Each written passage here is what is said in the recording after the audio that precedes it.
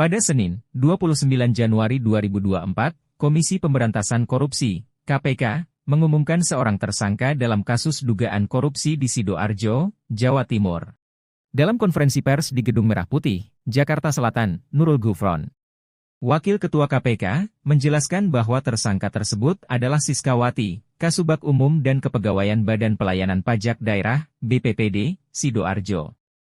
Gufron menyatakan bahwa penetapan tersangka dilakukan berdasarkan cukup bukti dan keterangan saksi.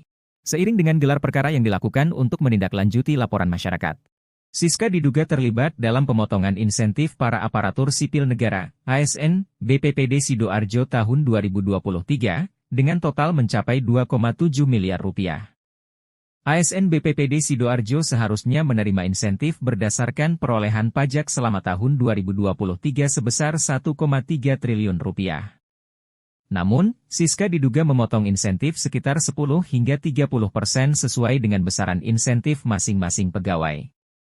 Permintaan potongan tersebut disampaikan secara lisan, dan pegawai yang dikenai potongan dilarang menanyakan atau membahas tujuan pemotongan tersebut. Uang hasil pemotongan tersebut kemudian dikumpulkan oleh beberapa bendahara dari 3 bidang pajak daerah dan bagian sekretariat, yang selanjutnya diserahkan kepada tersangka dalam bentuk tunai. Gufron menjelaskan bahwa setelah pemeriksaan, dana insentif yang dikumpulkan digunakan untuk kebutuhan Kepala BPPD dan Bupati Sidoarjo. Dalam operasi tangkap tangan pada Kamis, 25 Januari 2024, KPK berhasil menangkap 11 orang yang diduga terlibat, beserta barang bukti uang sebesar 69,9 juta rupiah.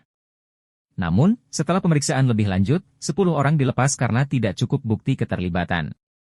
Siska, sebagai tersangka, kini dihadapi dengan ancaman hukuman berdasarkan pasal 12 huruf F Undang-Undang Pemberantasan Tindak Pidana Korupsi, Junto pasal 55 ayat 1 ke 1 KUHP.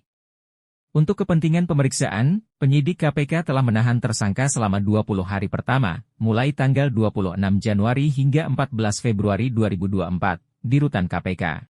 Demikianlah akhir laporan dari kami mengucapkan terima kasih atas perhatian Anda, dan teruslah mengikuti saluran berita dari kami, guna mendapatkan informasi terbaru dan analisis mendalam.